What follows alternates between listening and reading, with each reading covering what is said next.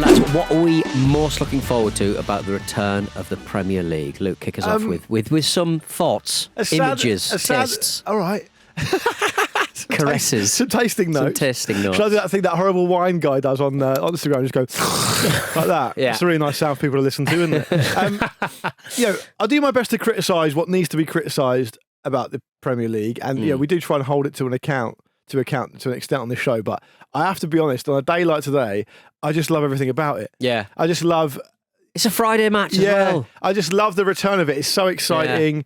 I love it. I particularly love it when the nights draw in and it starts to get a bit autumnal and you head out to evening games and it's a bit darker. You got your little spice latte. Yeah, I like pumpkin spice latte. Pumpkin spice latte. Yeah, and Red big cup, scarf. Red Cup season. Starbucks Red Cup season. Yeah, and my special scarf. Pop the curry sauce in the top of a latte. And my LL Bean boyfriend. And we go to a game together. Yeah. I think really, I'm always looking forward to the first great goal of the season, the first upset, and the first controversial decision of the season. Those are the three things that really get us underway here at the Ramble. We might get all three of them tonight. Yeah. We could get all three of them tonight. Start, so there's lots to be excited about. There's nothing like it. And when all's said and done, the Premier League is an amazing thing in terms of the fact that top flight football in this country is brilliant overall. There are problematic things about it, but it's not a day for that today. No. So I'm going to say... We are responsible for supporting the marketing exercise that is the Premier League right now. Let me put it this way. I'm looking forward to the game tonight more than Erik Ten Hag is. Are you ready for it, though? That's the question. Are you ready more for it? Than he is. What about you, Vish?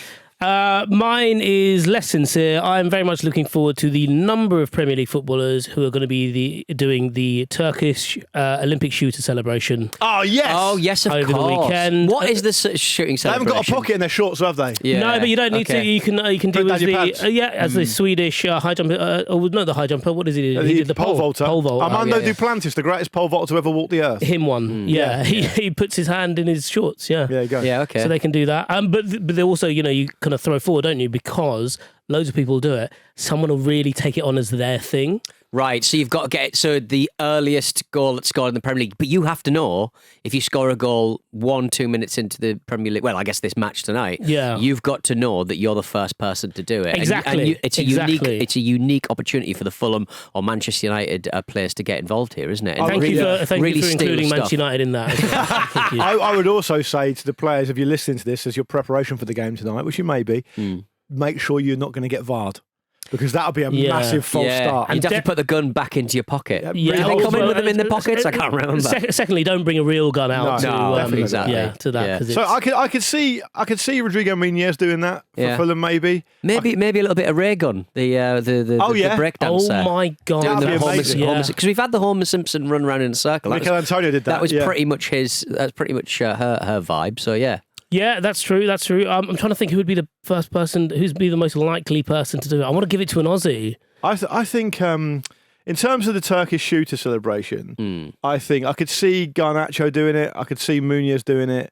Garnacho is very impressionable because he did the Ronaldo celebration first up, and then he did the Mohamed Kudus celebration of sitting on the thing. Right. I think that's a great shout. Yeah. So you could possibly do that. I'd love to see Onana do it after making the save, or passing directly to Alex Iwobi for a goal. What he could do is if we concede a penalty, Manchester United concede a penalty, he can do what he did in the Community Shield and point to there, but he can point using the gun. Yes, a good idea. With his other hand in his pants because he's never going to save it anyway. No, exactly. I think the time has come now because the day is here for us to work out and to challenge Andre Onana directly, saying, come on, you talk a good game. Put your money where your mouth is tonight. You can't just do it in penalties. Yeah, the eyes of the world. Do it in open play as well. The eyes of the world are on you. What have you got for us? I don't think we need to encourage him. What about you, Peter? Well, Match of the Day is 60 this year. Oh, right. Which is quite exciting. And I just want the production team to start really panicking about being a little bit too long in the tooth, trying to be relevant by introducing memes, flossing. I want to see Lawrenson back on there doing hock tours. I want him. I want them trying to sound relevant. Yeah. But really. Where's your Mossad button? Where's me Mossad? Where is me Mossad? There it is. Mossad. There we go. Lovely stuff. You can't have a mention of him. Can't mention him without Mossad. I want them panicking. Is this going to be the brat season of Match of the Day? Yes. I thought you were going to go that. for like proper midlife crisis Match of the Day and be like, they want him riding. Everyone's got a leather motorbike. jacket. Lineker with a pair of leather trousers. Is Lineker still doing it? Yeah, he'll still be doing it, Okay, won't he? right, yeah. Leather shorts. Charlie XCX Adam. Is he going to be in it? Who is actually, because he's leaving. Is he Yeah. is he He's doing left, one more yeah. season? He's left, right? Yeah. Okay, Yeah. he's left. So we'll see who they rustle up. Who is the who is the most brat ex-pro?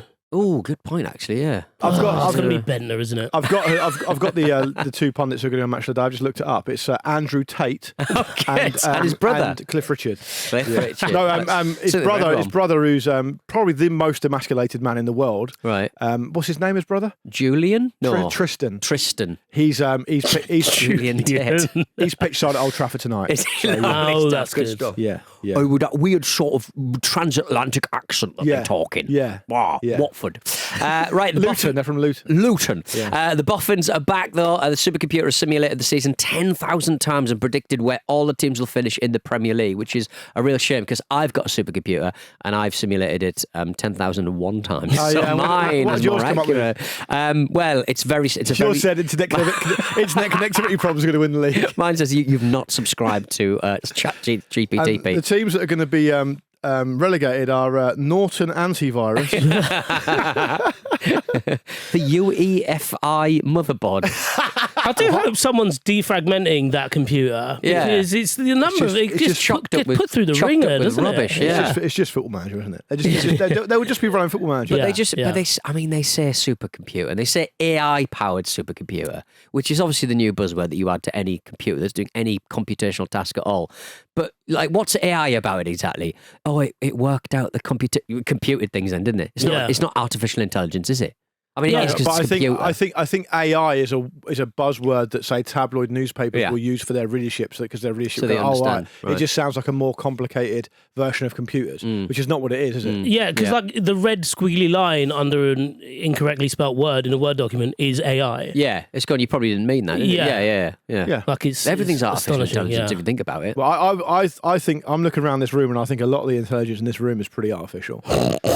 Well, you close that laptop and we'll find out how much of a big boy you are for the rest of the I show. was like, the nature of this industry and podcast in general is I've already. We're not even fake 5 minutes in, and you've intelligence. googled the Match of the Day hosts. yeah. No. Unbelievable. Andrew Tate, can you believe Andrew it? Tate. who's the who are the boffins saying they're going to win the league this year? They're saying that Man City are Oh, going to good. win. All right, great. That's incredible, that. Chelsea are in fourth, and Leicester, Ipswich Town, and Southampton are going to be relegated. Which, to be quite frank, I can probably see happening. It seems to be the way that Yeah, because the world it and probably the looked at Premier it and League, innit? thought, oh, they didn't get any points in the Premier League last year. if they Can't repeat that imagine it. performance, Can't imagine they'll do very well this they year. then. repeat that performance, It they're might- going to be awful. We published on socials our combined Premier League table, didn't we? Did we this combine it week? with a supercomputer? We didn't use a computer. I don't like I think we Tom used, was the one who did that. Assistant producer Tom. Assistant producer Tom, and I don't know how he did it. Yeah. I was like, he's a better man than me. I I wouldn't know was where to trying to start think with that that as well. Yeah. Well, you just kind of. Sorry, I was just going to. You just kind of lead sidetrack into. I was going to lead into a really boring conversation. Well, I'm going to duck out of it. you apply a numerical value. Well, to each- exactly, yeah. Okay. Right, okay. But fair. my individual prediction was that I've got Forest, Leicester, and Southampton to be relegated. okay, So not yeah. too dissimilar. Yeah, well, one of them's in the Midlands, I suppose, Yeah. isn't it? Yeah. Erik Ten Hag, the match is kicking off tonight, Man United versus Fulham. He said that his team aren't ready for this game. The new We didn't know signings- it was happening. We didn't know it was happening. We didn't know it was Friday. Who plays on a Friday? Yeah, what do you mean Friday? What do you mean Friday? It's Saturday, isn't it? Seriously, lads, half the boys have fish and chips on a Friday. So, It's I mean, I Fish wish you told Friday. us. I wish you'd said to us before, because they're going to be down fucking Crispin's, Karen's place Getting on scraps. Friday. Yeah, getting scraps and saying, "Have and you a got out battered wet? sausage." Have you got out wet?" What does that mean? They're like fresh out of the. That's what Peter Kay said Northerners say when they come down south and go for fish and chips and there's no gravy or curry sauce. For anything. Yeah. Have you got out wet? Right. Okay. Yeah. The woman does sort of when I ask, my order is bottle of prosecco, a battered First. sausage. In a fish and chip shop. Not in the What? no, but what I have on a Friday: bottle of prosecco, battered sausage, Yeah. half a fish, and some chips. But then we got curry sauce and gravy. Yeah, I like that. It's a nice order. Fizzy wine. Fish. Sorry, mate. You like that? Fine. That's insane. Why is that insane?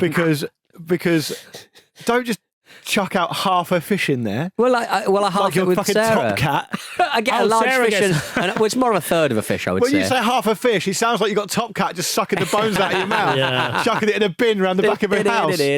I've already told you I turned up once at the fish and chip shop with some promotional fish-shaped shoes on.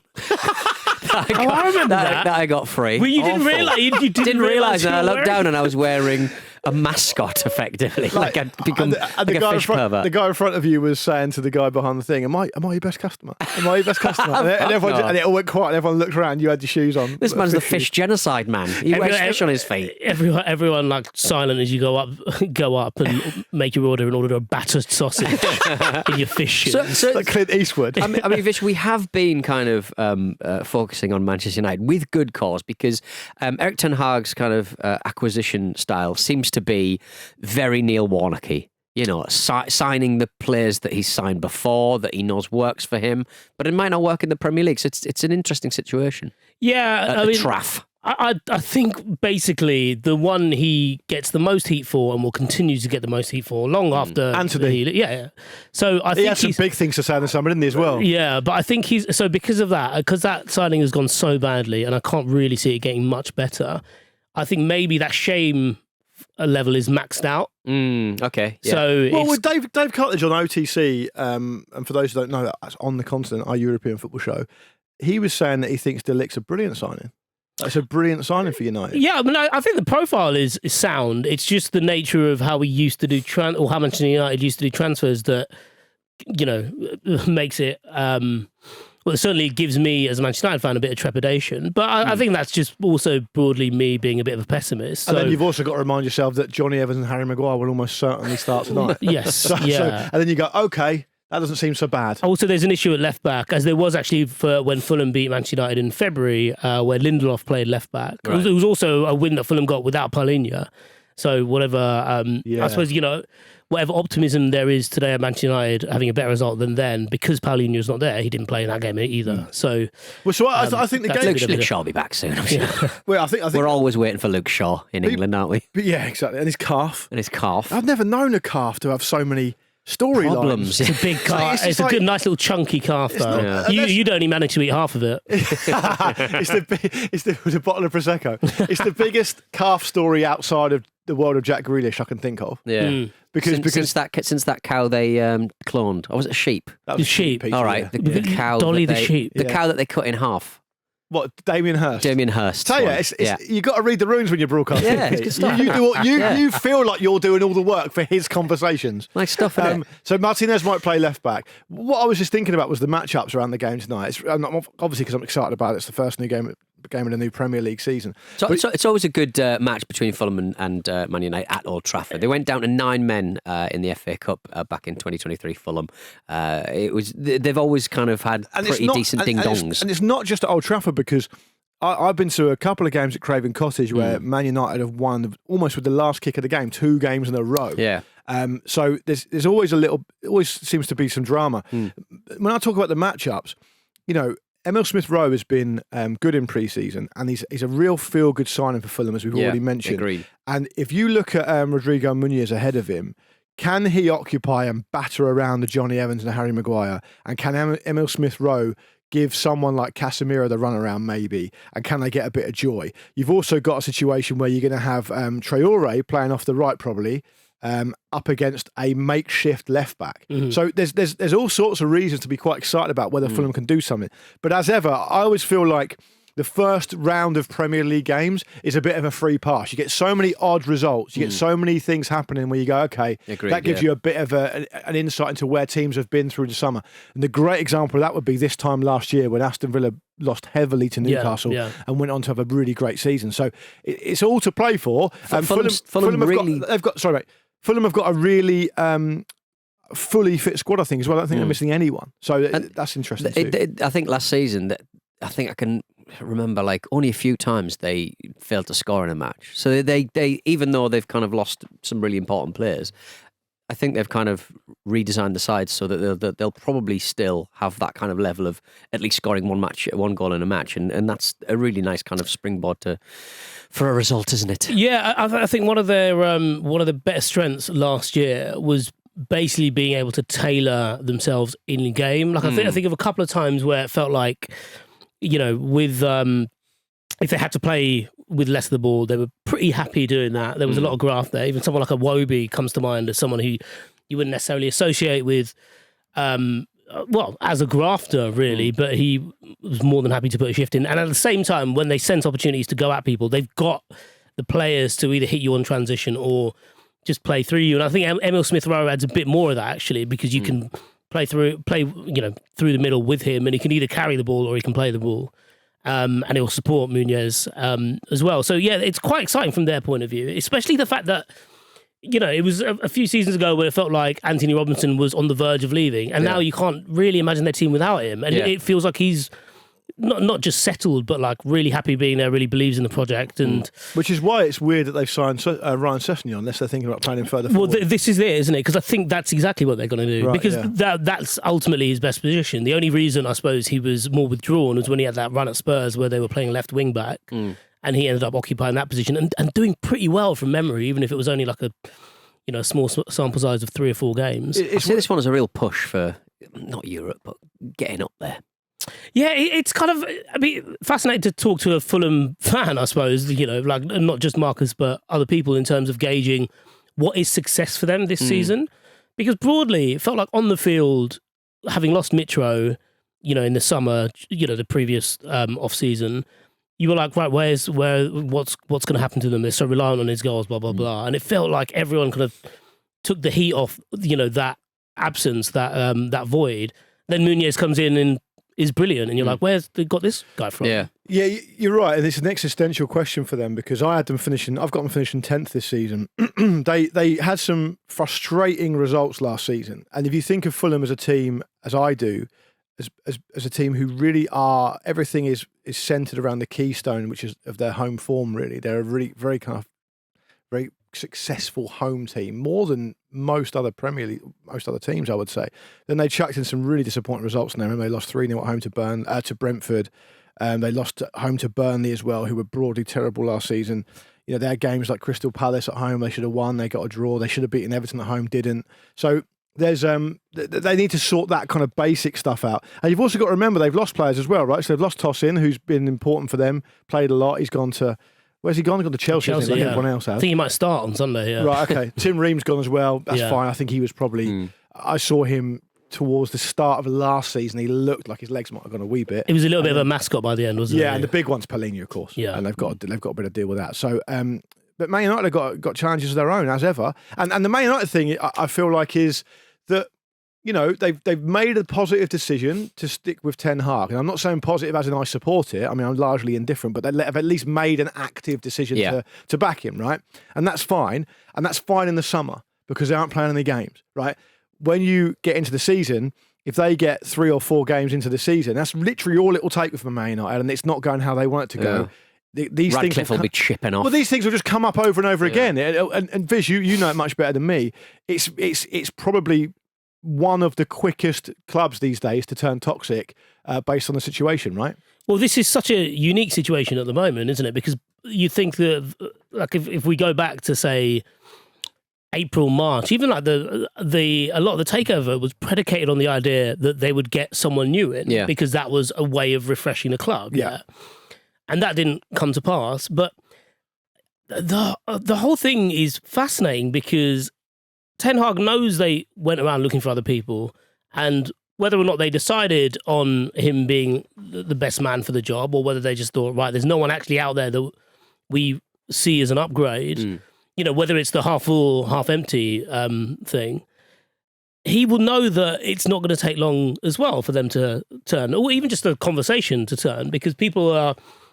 the nature of the industry, whether it's the media or even just us in this room, how people consume football, Premier League football in particular, everyone is just waiting for the "I told you so" or "Why did you do that?" kind of thing. And the only way you can rid yourself of that is by changing the manager. Yeah, It's very difficult, in fact, probably impossible to say to a fan base, particularly that size, this is a fresh start, because they all just go, well, no, it fucking isn't. It's the same guy. Yeah, and if you look at kind of Manchester United's fixtures over let's say the next 10 games, broadly okay. They've got Liverpool at home. They've got Brighton away the next round after this. You know, they're starting at home against Fulham. And then they have Spurs, Villa away.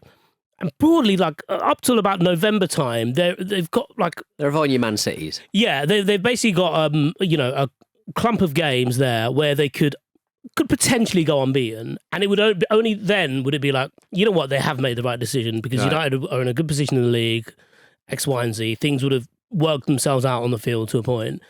But it's only really then that he can shake that. So like whether it's in his head or in the back of his mind or even just like hanging above the club generally, it's a very, very peculiar way to start a season. I think back end of last season, I think Andy sort of said, why would you not keep hold of Ten Hag to use him as a sacrificial lamb next Later season? on. Give a bit more time. But the closer you get to a new season, you're like, it's a bit more important than that, isn't it? It's a bit more important than that. So one player you're not going to have access to, probably you would imagine, to keep him nice and fresh and uninjured. Jadon Sancho. As we were sort of starting this show, the running order basically said that he might be off to PSG. The running order has changed to he may be off to Chelsea, which is very exciting. That's what the Daily Mail seems to be reporting this morning. Talks with PSG reportedly fell through in a bit of a swap deal, but apparently Chelsea might be hungry for a bit of that. What point do we stage some kind of intervention at Chelsea and be like, what's happening there? Just get away from the table. Someone needs to turn up there and go, right, get the books open. What's going on? What's going on here? And it's also curious because Sancho has featured in pre-season. Yeah. He's not. It doesn't look like he'll play tonight, but he has. It feels like he's been brought in from the cold. Really, it's a valeting for a appearance in Auto Trader, though, isn't it? You tidy up your car, right? Is that what it is? Do a bit of hoovering in it. It's like an advert, basically. Yeah, a little teaser trailer take some for what pictures, Sancho is capable of. But yeah, it's a strange one. I think it's mainly as like the link to PSG is mainly obviously as a make weight for Manuel Ugarte. That's right. That's what they want to do. Yeah. So I don't necessarily think. I don't necessarily think it was done under false pretenses to bring Sancho back into the fold during pre-season, and it was kind of needed to do it anyway. Yeah. Otherwise, it's just such a waste of talent, and it's quite nasty. The whole thing has been quite nasty anyway. But to have like kept him in the cold during pre-season would have been particularly so. And if they end up getting Ugarte over the line because of Sancho, then I suppose they can say they've done their bit, haven't they? Because they've, as you said, they've brought him back into the fold and put him in the shop window in some ways. I'm really excited for this match tonight. Oh, same. I couldn't be more excited. Probably less so than you two, but yeah. But make sure you do get your Ramble Fantasy Premier League teams in. I mean, not Ramble Fantasy Premier League, Fantasy Premier League that we are getting involved in, if that makes sense. For many of you listening, I'm sure a lot of made it make less sense. I'm sure a lot of you are enjoying the idea of the Premier League returning. But we do have the Fantasy Premier League as well, and we've got a Ramble League set up once again. You can play against us and other Ramble listeners. Just click the link in the episode description to join our league. I've not got my team in yet, but I will be very, very soon after the end of this match. You don't have long, so get on that now. Coming up in the second half of the Football Ramble today, Chelsea are trying to sign even more players, and Ipswich Town, they're back, baby, in the big time. What do you expect from the Bundesliga? Do you think it will be different in comparison to the Premier League, and does it fit your own qualities? I think it will probably be a bit different, but I don't know. That's not even media training, is it, Luke? Nah. Is that Michael Elise? It is, yeah. He's, just amazing. Did you see him being presented with a cake by an official at Bayern Munich in a photo that made it looked like the opposite was happening? What do you mean? It looked like Michael Elise was giving him a cake. Right. He looked really happy to receive the cake, and he was. And I'm saying this with love and affection, as partly fuller figured myself. Right. He looked like a man who enjoyed cake. Okay, nice, yeah. But he was presenting the cake to Michael Elise, who looked pissed off that he had to receive a cake. And Michael Elise was almost saying, his expression was saying, "Get that cake out my sight." Yeah. And this other guy was going, "Thanks, I will." I'll get rid of that for you. I'll take it off your hands. Yeah, no problem. I like footballers who treat any kind of marketing exercise, any kind of PR move, anything out of the ordinary that's just not bread and butter. Did you enjoy that football match? How do you think it went? Some of them hate it. Leave me alone, for crying out loud. I don't get any more money for this. Well, footballers and indeed managers should not be in post or pre-matches interviews be criticising VAR because referees chief Howard Webb has unveiled a 6-point plan to improve VAR because officials have been telling clubs and players that publicly criticising VAR is damaging to the sport. Thin skin. They're nearly there. They're almost there, They're aren't almost they? there, aren't They're they? almost Yeah. there. Treat the cause, not the symptom. Can I just take this opportunity, well, now Howard's broken ranks here, to say to our listeners, it doesn't help the ramble when you criticise the ramble either. No. So Okay, can you just refrain from doing that? Because if anything, not you're put that in the you reviews. you are damaging the entertainment industry as a whole if you criticise the ramble. You criticise the ramble, you are criticising, I don't know, the next Marvel film as well. Yeah, you are. In a way. Yeah. So leave it all that's alone. a poor example, actually. Poor example, actually, because they if you deserve criticise us, you're what is it that people... Schindler's List. The Bear. The Bear. People you're like I'm trying to think of good films. Like I Schindler's think of Schindler's List. You're Anyway. criticising season 3 of The Bear. If you Yeah. criticise us, you're criticising Anthony Bourdain Ooh. and David Attenborough. Yeah. Yeah. And Yeah. King Kong. Yeah, if you want. And King Kong Bundy. And Mothra. And anyone else? It's weird where your brain goes, isn't it? So Howard's also good on him. Howard, he's Good on he's you, piped Howard. up Good egg. with these 6 things that are that they're going to do to improve VAR this season. And I don't think we should go into too much detail because I know people find it boring, which is a very top line thing. Improve clarity for threshold of VAR intervention. So. Leaving a higher bar for VAR to get involved, reduce delays, improve fan experience, so of course just telling fans what's going on, improve consistency in training, be more transparent, educate and communicate. So they're the things. I was like, oh, that sounds fairly straightforward. That sounds fairly simple. The first one I looked up was increasing the speed of it. And the first thing after that I read was that the Premier League can't actually implement semi-automated offside, which makes it offside decisions 30 seconds quicker because the company they use, the provider they use, isn't technologically ready to do so. Yeah. Right. The company they used to do offsides? Or the company they used to do the cameras? So like 3 companies, they put it out to tender. Yeah. And 3 companies came in, including the one that was already doing it. They eventually gave it to Genius Sport, the provider. Who don't appear to know when the Premier League season starts. Genius Sport. Yeah. So it is going to be implemented this season. Right. It won't be implemented from the start of the season. Well, that's a level playing field. But they said, this is the quote from the Premier League website, it will be ready to be used after one of the autumn international breaks. Didn't even say which one. They don't know when it's going to be able to be used. After one of the autumn international done breaks. when it's done. There was a month between them. So you know how excited I was at the start of the show Yeah. for the new Premier League season? It's lasted about 28 minutes. Yeah. Because now It's I'm over fucking now, annoyed. yeah. I'm annoyed again. It's ridiculous. But yeah, like already they're like, we've got to make it fairer. I remember- It'll only be in place. I remember when we got from our this first point. VCR video player, and my dad wouldn't let us use it all day because he said it was warming up. Yeah. It's that kind of vibes for me. That does happen though, doesn't it? What? With that kind of equipment, it does get overheat, doesn't I it? think he was just making sure that we didn't watch a film too early. Did that have Video Plus? Too early. Didn't have video, pre-video plus. We watched the first video we watched was Robin Hood, the Disney one. All right. I'll tell you that when we had a VCR, I really wanted to watch the movie Top Gun. And Top Gun. Why have you said that like Partridge? Top Gun. Top Gun. I just want to articulate the movie so people can understand what I'm saying. And Just for younger listeners, Luke means the first Top Gun. Yeah, not Maverick. No.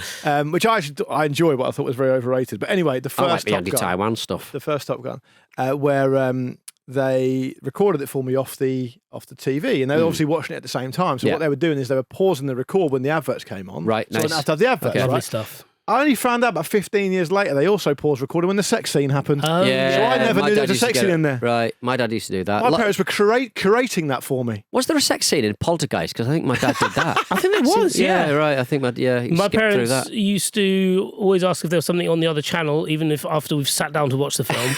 Well, because they didn't want to be in the same room watching it as you. Well, yeah, just, Should we put on Sunrise Radio, see what's happening in the swap shop yeah. can we swap this dirty video we're watching? with the Tamil Hour? All right. Chelsea, Man City, Sunday, 4:30. It's a lovely roast dinner, or maybe having fish and chips with a bottle of Prosecco. Not on a Sunday. Not on a Sunday. Come only on, one next week, team. Not on a next week you'll be telling Sunday. me you're having Yorkshire pudding with chicken. For crying out loud. What's Don't wrong with mind that? it. That's Not brilliant. against that. That's absolutely fine. Traditionalists would say you only have a Yorkshire pudding with roast beef. Right. Bread sauce. I actually don't personally subscribe to that. Right. But people get very passionate about it. So What why about- are you being an advocate for things you have broken in the past yourself, presumably? Well, like many of us, I'm by my very nature conflicted. What about The pigs? fall of man. What about pigs in a blanket? Can you have them with chicken? Only Christmas. Choc ice? Are you joking? Only Christmas. Why limit yourself to Yeah. Just saying, that's what people Sprouts. will. But you do traditionalists dodge will the say. sprouts. like sprouts? Like it's great that you can associate Christmas with sprouts because it means you only really need to have them once a year. Yeah. That's Even if you can do them well, whatever. Mm. But bacon wrapped, sausage wrapped in bacon. All right, let me put it this way: if you sit down for Chelsea versus Man City on Sunday tea time, what's your ideal food pairing scenario with that game? A bowl of pigs in blankets. I'm up for that. Going through that popcorn. Lovely greasy fingers all over the remote Yeah. control. Two dips, mustard, ketchup, and always sriracha because why not? Yeah, okay. And then just do what you want. Oh, we're all going on Vicious House for crying out loud. Well, Chelsea are reportedly close to signing. Why? Why? I mean, I guess the one thing they probably did need was a striker, but Well, because Ed Sheeran ruined Christopher Nkunku, that's why. they're close to signing Napoli striker Victor Osimhen. In return, Antonio Conte wants Romelu Lukaku, young midfielder, Casade, and 39 million. Just pick that out of the air. The Just way you put it said in that, there. he's just chose that number. 39 million as well, please. Thank You know, you. when you said the 39 million like that, it made me think of the TV show Wheel of Fortune. Right. It just spun it. Yeah. It just went, it's 39 million. 39 Yeah. million. Where's Yeah. he getting that number But from? you could tell, like, the phone call goes like, we'll take Romelu Lukaku. It's like, yeah. Oh, okay. We'll take, Cesare Casade as It's like well. it's a catalogue in front of him, isn't it? Yeah. Just going through it, circling it. And it's like, yeah, anything else? It's like, they've asked for anything else. And 39 million. Yeah. And Chelsea will go, yeah, okay, fine, no worries. We're not entirely sure where Romelu Lukaku is, Yeah. but we'll try and find him for you. We do need the space. So the situation we're in at the moment, and we've already talked about this earlier this week, about the amount of players Chelsea have got on their books. That was on Monday, right, I think. Friday, we've already talked about them trying to sign Jadon Sancho and Victor Osimhen as well. It's insane. Why aren't they just recalling? He's on loan, isn't he, Lukaku? Why didn't they just recall him and just have a bit of fun with looks? I don't think they want him. I think they feel like the horse has bolted for He's that. not new anymore, is he? No, he's not new. shiny. Yeah. Also, at the very least, they're like, net positive, as it were, by getting rid of two players and only bringing in one. Yeah. Okay. Well, They're what's- reducing the deficit. Pete, what's the next story in the running order? What is the next story in the running order? They are trying to sign João Felix as well. Who scored 4 goals in 16 games under Potter and Frank Lampard when he was there on loan in the 22-23 season. Yeah. They need goals. They basically treat players like my son treats the toys out of his toy box. Yeah. Sometimes they get lost under the sofa and you forgot you've got them for a while. Yeah. And then we'll have that one We'll back. play with that, yeah. We'll play we'll with that for half an hour, yeah. And then sometimes they're simply thrown across the room. Why is Conor Gallagher covered in spittle?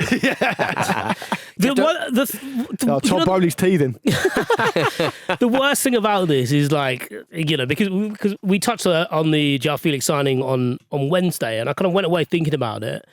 And as 4 goals in 16 games, not great. He looked damn good though. He did. He looked really classy, and He looked like a one-eyed man in the land of the blind, didn't he? But 16 games, what's that? Like a tenth of the season these days? Yeah. yeah. Give him a bigger run in the side. But there was an element to this signing where I was like, look, you've got to meet them more than halfway, Chelsea here, and you can kind of like, especially previewing this City game, you put their team on paper, and on paper, despite the fact that none of them will be on first name basis with each other, you're like, this is quite good. Yeah. This has the makings of something. But it's That is like- a very nice front four. But the team is like when you go travelling and you get on a bus from Sydney to Brisbane and everyone's basically the same age as you. You look like you kind of know them, but you've Yeah. never met anyone before. And by the end of the coach journey, you're getting on fine.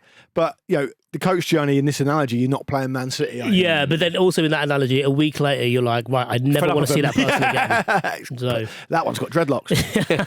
Are Man City in any kind of, I was going to say form. Obviously, they're in form. They're always in form. They're always ready to go.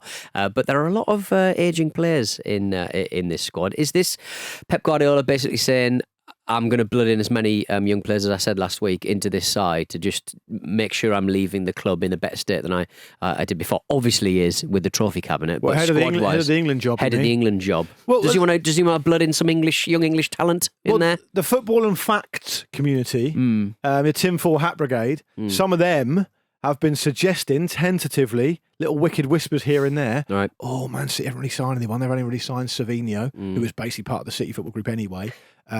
So not a tricky deal to get done. Yeah. And other than that, they haven't really signed anyone. Is that because all the agents out there are thinking, oh my God, there's a storm coming at City and we don't want to place our players there? agents think about 1 week in Yeah. advance. They think about how much money is getting in my bank account in a week's time, and that's it, really. Also, Yeah. I feel like they will come around the other side of that and be like, yeah, things are about to kick off there. We wouldn't want our player there.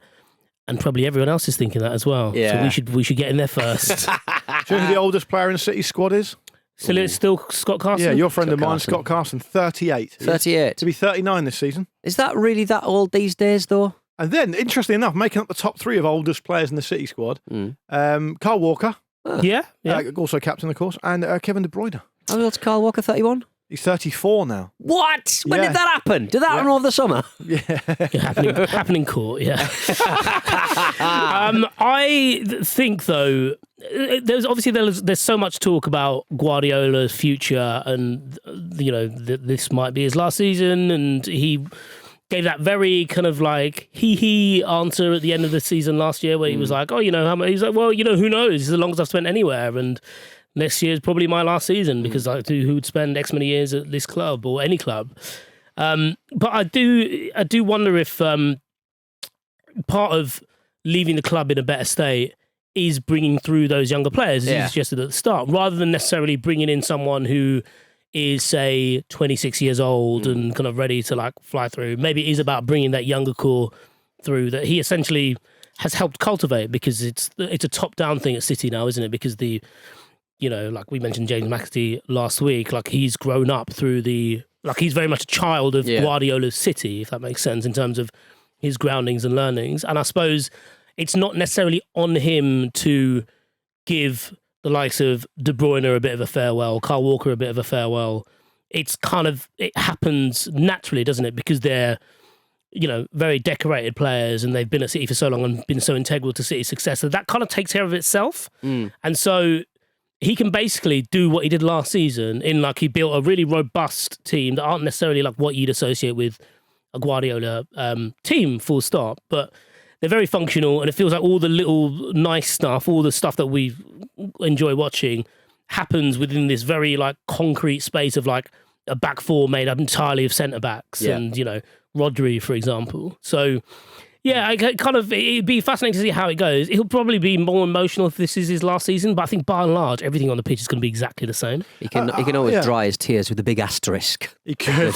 There's so many of them around the club. He could. You Imagine can wear it as a little beret. Imagine he got an asterisk tattoo, like a murder in prison. Yes. That'd be amazing. So, I mean, For every also, breach. it is worth pointing out there's still a couple of weeks and change of the transfer window left. And last season they signed Gvardiol, Mateus Nunez, Jeremy Doku, Kovacic. So they're only, I mean, that's some good quality in there, of course. Yeah. It's a lot of money, but that is only really 4, and maybe 1 or 2 others, so 4 or 5 players. They've signed 1, I think, this season. So there's still time for them to do some business. They but could shift 1 player and sign 3 players for the money they get, probably, you would imagine. Maybe. I also think this Chelsea game is exciting because we're probably expecting. I certainly am expecting Chelsea to look a bit disjointed. Their pre-season's overall not been that good. They've got a new manager in situ. The job looks massive for anyone, let alone him, who's not hugely experienced. And Man City are the best team in the country. So we're expecting the game to go one way. But it's at home and it's the first match of the it might season. not. Chaos. Exactly, it might not. Chaos may well reign instead. Indeed. Well, Ipswich Town are back in the top flight for the first time after 22 years. I mean, for all of the lack of romance in the Premier League, there's something to be said for this story. They've been on an amazing run over the last few years. Well, successive promotions, Two successive promotions. Portman Road will be bouncing.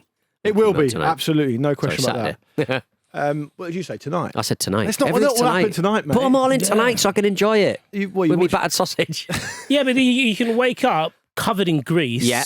And kind of roll over and fall off because I'm assuming your whole body's greasy, so you just kind of slide down the stairs. You always eat your fish and chip shop stuff naked, right? Yeah. For the burns, I enjoy the taste of the burns.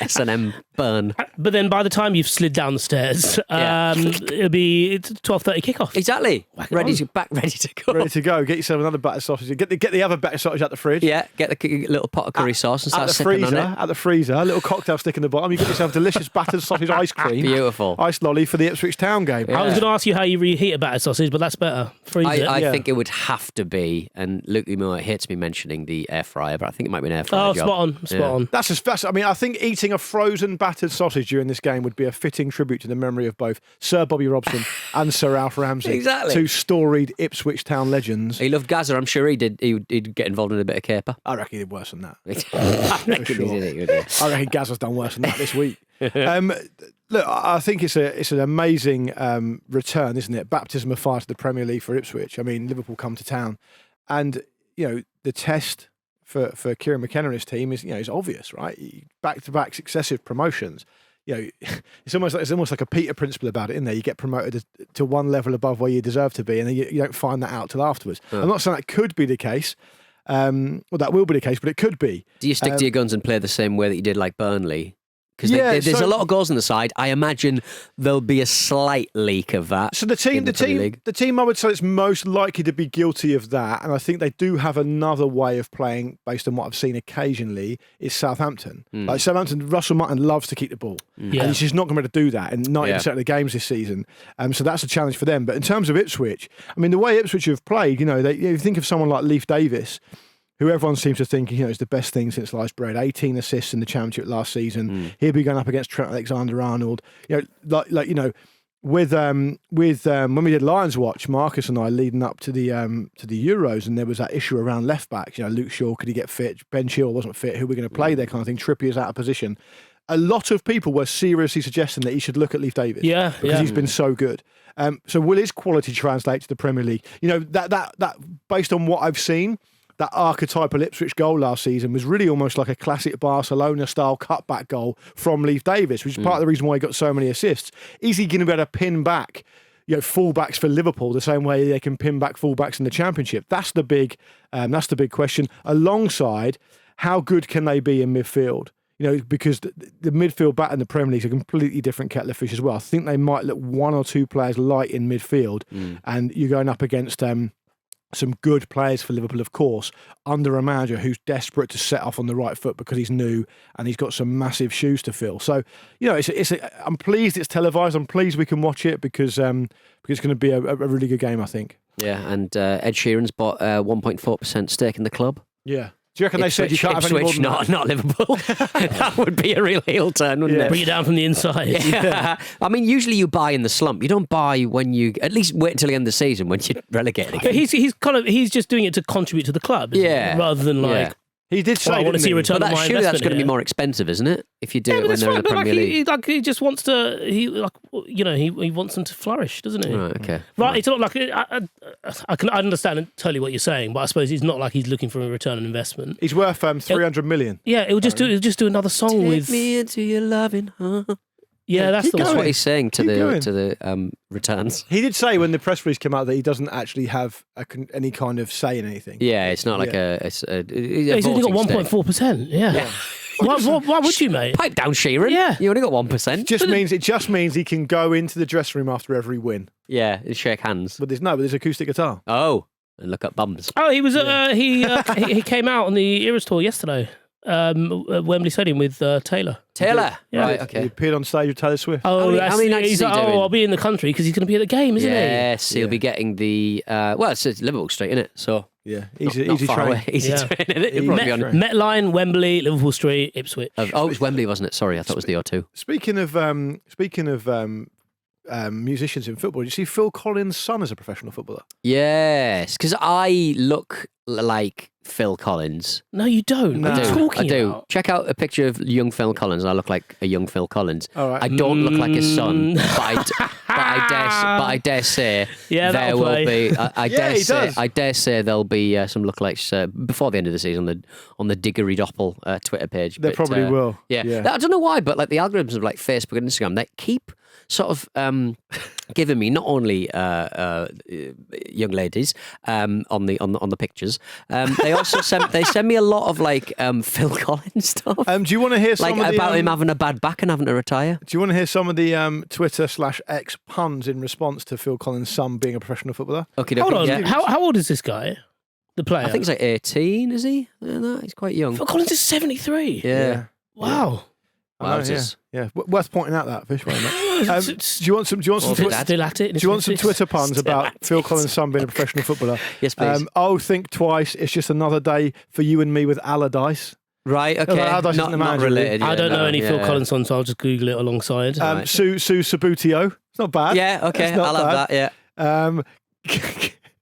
Gabriel Jesus, he knows him and he knows he's right. If he was going up for the header and he called his name, he'd be calling it in the air tonight. Yeah. He? Someone did Would that you really one. respect me if I didn't have an Angus gun? Played like he had two hearts. Right. I bet he's been waiting for this moment all his life. Based on this picture, he seems to have an invisible touch.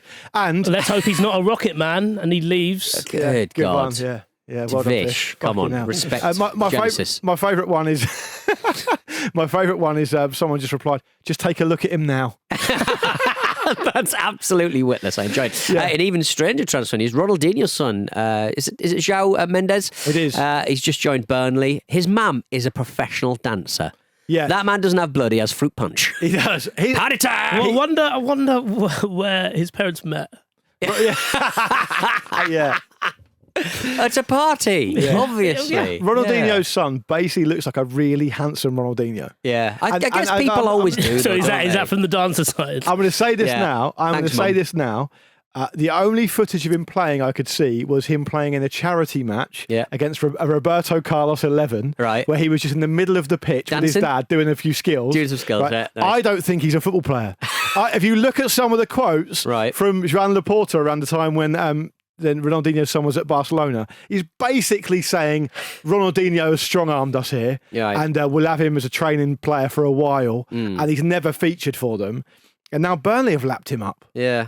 Okay. I mean, I could have egg on my face. I could have 2-year egg on my deal as face. well, yeah. Yeah, it seems strange to me that he's not shown for his age. I think he's 19 now. He's not shown really anything. Right. But It's he's a got a bit Beckham. glorious soul patch, though. So It's a bit Beckham, bit Hussein, bit of that. Beckham's son ended up at Brentford for a while. for a bit, Yeah. Brentford B, or their under 23 Yeah. team. Was it Is he still there? Uday Hussein who played? I know he was head of the Iraqi. Are you getting confused with Gaddafi's son? It was Who played Gaddafi's Oh, for Peru- Gaddafi's son, who played wasn't for it? Perugia, Sorry, yeah. yes. He was of at course, Perugia for a He was at while, Perugia for a bit. Dean Smith also says you're an encyclopedia of football. A what? An encyclopedia of football. I don't know what that means. It's back! It's back! The 24-25 season, baby! Yay! Do you want to start off by just doing a few words to the listeners in dedication to me, the reigning champ? Or Okay. Can we drop that in later? Probably do after. Drop it later. Luke, Patreon, do it as a indeed, yeah, Patreon. Luke indeed did take the title belt at the end of last season. Still got the but trophy on my desk. Still got the. Oh yeah, there was a little trophy. Yeah. Finn acquired. Yeah, got it on my desk. You got a desk. Pride Good of on you. place. Good on you. Have you got a desk? But today's a new dawn. It's a simple game of categories to remind people who are new to the show. If you go too slow, you'll be hearing Gary Neville's orgasm, which will leave you 7 seconds. Are you ready to go, gentlemen? I think so, yeah. Yeah? Vish is a bit of a heel at this game, but I think that does overshadow. I think what that's doing is masking quite a lot of insecurity about his own ability. So we'll see how we get on today. Yeah.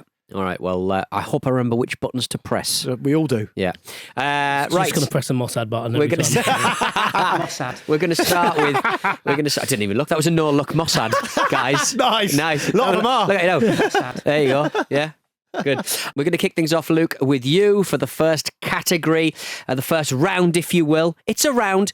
Every Premier League number 9 for the 2024-25 season. Every player starting this season with a number 9 on their back of their shirt as per squad lists on the club's website. So let's hope the Man United team haven't all been fired Bloody and hell. they've updated Oh, it. no. Let's kick off with you, Lukey Moore. Give us a number 9. The first one that comes to mind is João Pedro. João Pedro at Brighton, correct. Darwin Nunez. Darwin Nunez at Liverpool, number Well done, 9. mate. That's correct, good. It's yeah. hard, isn't it, this? Yeah. I've got one more. And number 9's not welcome in the Premier League anymore. I'm going to go for Dominic Calvert-Lewin. DCL. I'm going to go for Gabriel Jesus. Oh, good one. Nice Yes. at the Arsenal. You He's still there. motherfucker. It shouldn't be this hard. No. Yeah, it is though, isn't it? It is though. That's the problem. It is hard. It's Torres to give Chelsea a place in the Champions League final. The headline. Fuck's sake. Anthony Martial. He's not at the club anymore. Yeah. He was 9 though, wasn't he? Yeah. Yeah. Richarlison, is he 9? Richarlison is He's a number 9 niner. in Spurs. Right. Adam Armstrong. Southampton. Well, it was never getting that. Yeah. You could have had him. In fact, I'm annoyed by that. Take it off him. I don't think Callum Wilson should be number 9 because he's never on the field. I thought 13 because he's not on the field. He's absent without leaving, in my opinion. Who's Aston Villa's? Because I was desperately trying to think of Aston Villa's. Aston Villa's is... they don't have one at the I feel like moment. loads of teams don't have one. John Duran will take the 9 shirt for Aston Villa, but he's still currently number 24. He filmed himself. What I've done then is been wasting my time thinking about a player that simply doesn't exist. Yeah, exactly. And that's why I've lost that point. Erling Haaland at Man City. That probably Obvious. should have been in the old data banks. Thiago at Brentford. Jamie Vardy at Leicester. He's back. Oh, shit. Yeah, that's nice. Jorgen Strand-Larsen at Wolves. We hardly knew ye. Jordan Ayew at Crystal Palace. Mikel Antonio at West Ham. He's still there. Creaky Antonio. Rasmus Højlund at Man United. Muniz at Fulham. And Taiwo Awoniyi. At Forest, yeah. God, I should have got that one as well. Yeah. Good Okay. stuff. All right, then. well done, Vish. Let's move on to the next round. I'm going to kick things off with you, if that's all right. Vishal, the 11 oldest managers in Premier League history. The 11 what, sorry? The 11 oldest managers Oldest? in Premier League history. Roy Hodgson. Roy Hodgson is very much in there, Vish. Well done. Neil Warnock. Neil Warnock is correct. Bobby Robson. Bobby Robson was in there. Of course, yeah. Well done. I presume Sir Alex Ferguson's got to be in there, isn't he? Sir Alex Ferguson is in there, yes. He's one of the 11. Who else is old? Graham Taylor. Ooh. Correct. So I need to get Unfortunately, one. You need to get one, Lukey. So I think I've got 2 more. I don't know which one to go for. I'll go with. It's just everything about him seems old. Marcelo Bielsa.